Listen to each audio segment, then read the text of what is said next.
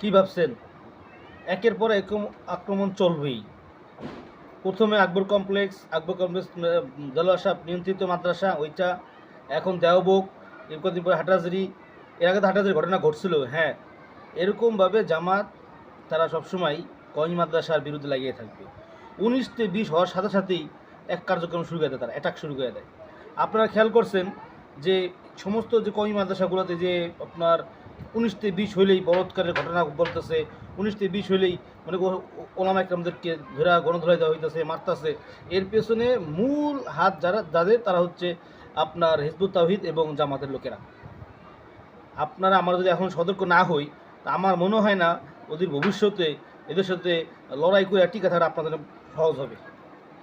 এরা কিন্তু আপনার গোপনীয়ভাবে বিএনপির সাথে যোগ সাযোগের মাধ্যমেই দেশ চালাইতেছে।